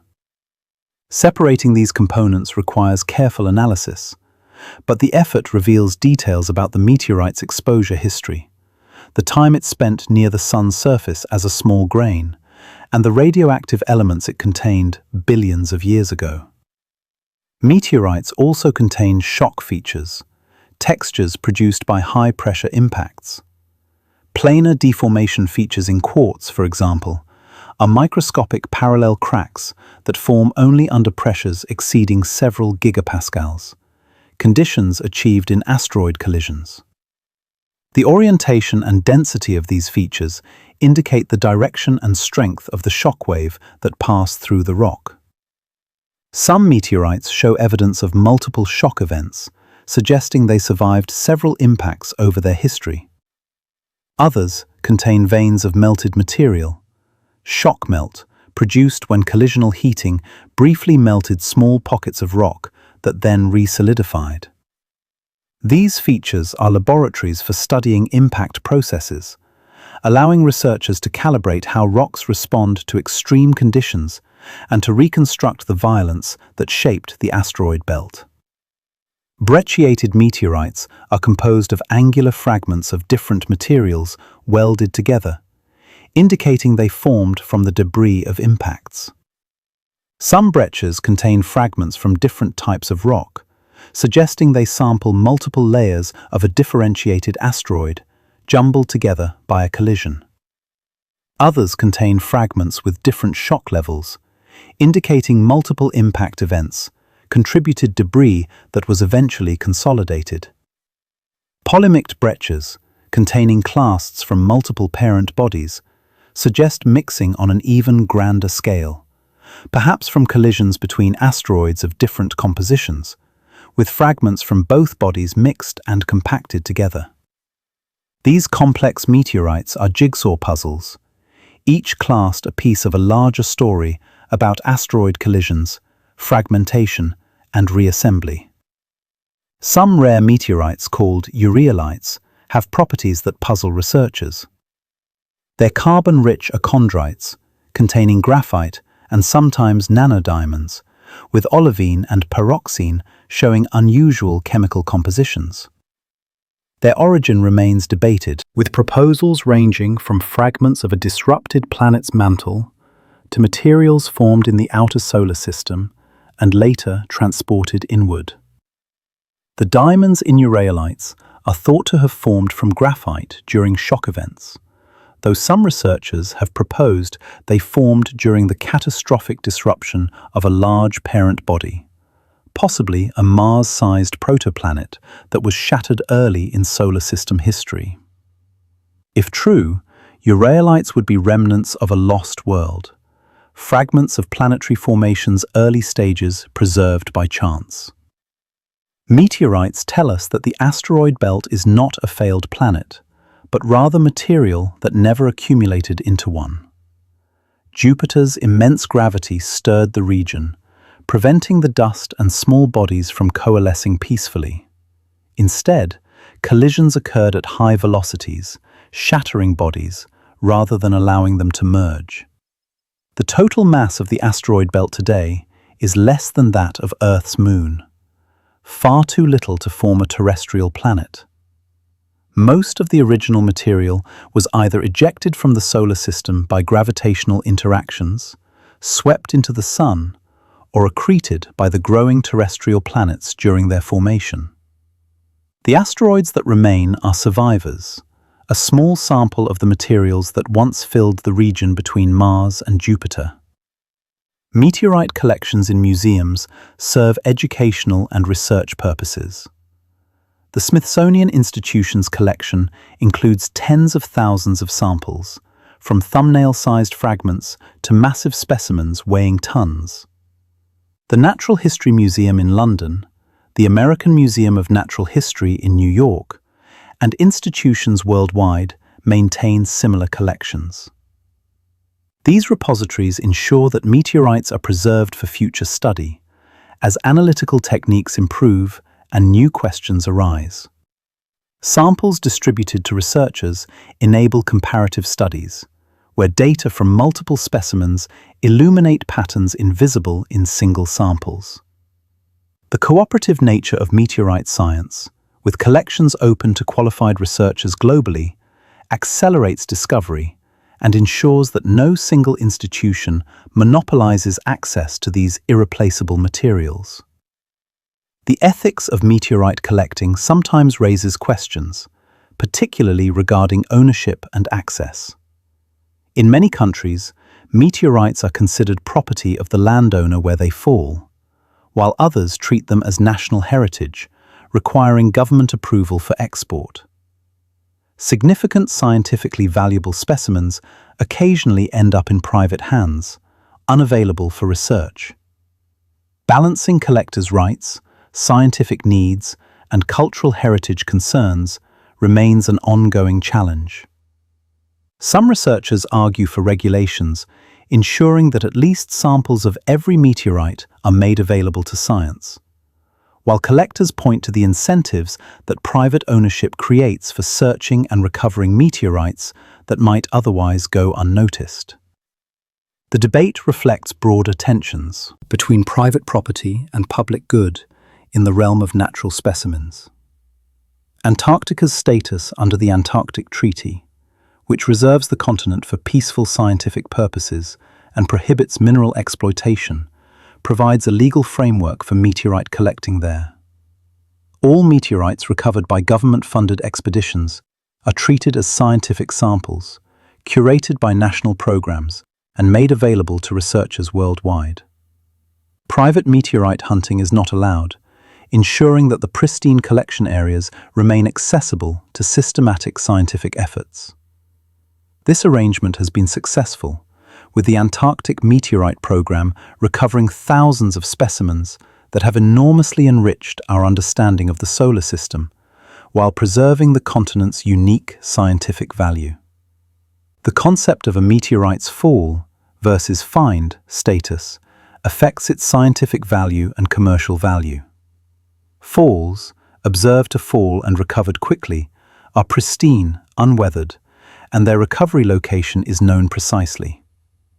Finds, discovered without witnessed falls, may have lain on the surface for years, centuries, or millennia, experiencing weathering and contamination. They're often harder to authenticate, and their exact fall locations may be uncertain if they were moved by wind, water, or animals. Falls command higher prices in the meteorite market and are prioritized for scientific study. Museums and research institutions preferentially acquire falls when possible. though significant finds are also valuable, especially rare types or particularly large specimens. Some meteorites have been recognized in unusual ways. The Brenham palisite, discovered in Kansas in farmland, was known to farmers for generations who used fragments as doorstops or garden decorations before anyone realized their extraterrestrial origin. The Campo del Cielo site in Argentina, where a massive iron meteorite shower fell thousands of years ago, was known to indigenous peoples who used the metal for tools and weapons, though the extraterrestrial source wasn't recognized until European scientists investigated in the 20th century. These stories remind us that meteorites have been part of human experience for much longer than our scientific understanding of them, incorporated into daily life and culture long before we knew they came from space. The aesthetic appeal of meteorites has made them popular among collectors and jewelry makers. Etched iron meteorites, displaying Widmanstätten patterns, are sometimes cut into thin slices and mounted as decorative pieces. Palisites, when sliced thin and backlit, glow like natural stained glass, making them prized by collectors willing to pay thousands of dollars for attractive specimens. Moldavites and other tektites are fashioned into jewelry. This aesthetic appreciation, while sometimes controversial among scientists concerned about the destruction of scientifically valuable samples, also raises public awareness and interest in meteorites, potentially inspiring future scientists and funding meteorite searches and curation efforts. The future of meteorite science includes increasingly sophisticated techniques for analyzing tiny samples non-destructively. Synchrotron X-ray tomography can image the internal structure of meteorites in 3 dimensions without cutting them open, revealing hidden features and allowing virtual exploration of their interiors. Atom probe tomography can measure isotopes and element distributions at the nanometer scale, mapping individual grains and interfaces with unprecedented resolution. These techniques extract more information from less material, preserving precious samples for future generations while answering questions inaccessible to earlier instruments. As technology advances, meteorites studied decades ago can be re-examined, revealing new details invisible when they were first analyzed. International cooperation in meteorite science includes data sharing, sample exchanges, and collaborative research projects. The Meteoritical Society, an international organization, promotes research and education, holds annual meetings where scientists present findings, and publishes the journal Meteoritics and Planetary Science. The Meteoritical Bulletin database catalogues all officially recognized meteorites, providing standardized information about classifications, locations, and characteristics. This global infrastructure ensures that meteorite discoveries anywhere in the world are documented and made accessible to researchers, preventing duplication of effort and enabling comprehensive studies that draw on worldwide collections. As we conclude this journey through the realm of meteors, reflect on the wonder of these celestial visitors. They arrive from the depths of space, bearing witness to the solar system's formation and evolution. They light our skies with colors that reveal their chemistry. They deliver samples of other worlds to our doorstep. They remind us that Earth is part of a larger, dynamic system, connected to asteroids, comets, and ultimately to the processes that created everything we know. Tonight, somewhere on Earth, someone will see a meteor. Perhaps it will be faint, a quick flash of light easily missed. Perhaps it will be brilliant, a fireball that lights the landscape and leaves a glowing train across the sky. Either way, it will be a moment of connection between an observer and the cosmos. A brief communication written in light by an object older than civilizations, older than life, perhaps older than Earth itself. These moments accumulate across time, linking humanity's past to its future, grounding us in the present while connecting us to deep time and vast space. Thank you for wandering with me through the world of meteors tonight. We have explored their origins in asteroids and comets, their fiery passages through our atmosphere, the colors they paint across the darkness, and the stories they can tell about the solar system's history. We have seen how they arrive in predictable showers and random solitary flashes, how they range from dust motes to mountain-sized boulders, and how they connect Earth to Mars, to the Moon, to the asteroid belt, and to the very materials from which planets formed. If you found peace in this journey, I invite you to share it with someone who might also find comfort in learning about the universe's gentle reign of cosmic wanderers. The night sky offers these gifts freely to anyone who looks up with open eyes and an open mind. But for now, let all of this settle gently in your thoughts. Let the image of meteors streaking across darkness accompany you into rest. Let the knowledge that you are made of the same elements that glow in those brief lights remind you of your connection to everything that exists. The universe has been telling this story for billions of years, and you are part of it, a conscious observer of the endless transformations of matter and energy. You have done enough for today. The meteors will continue their ancient journey, arriving as they always have, lighting the sky for those who watch. But you need not watch tonight. Instead, close your eyes and imagine the quiet cosmos, the slow orbit of asteroids, the gentle accumulation of dust, the patient journey of rocks through space.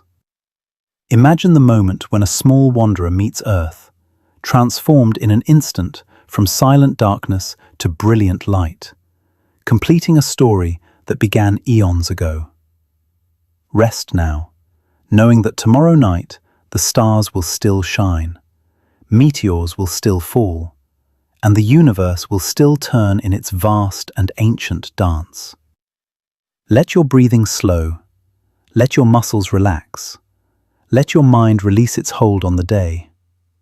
You are safe, you are here, and you are part of something immeasurably beautiful and old. Good night, sleepy stargazer. Dream of light across the darkness, of journeys through the void, of the patient unfolding of cosmic time. Dream of meteors.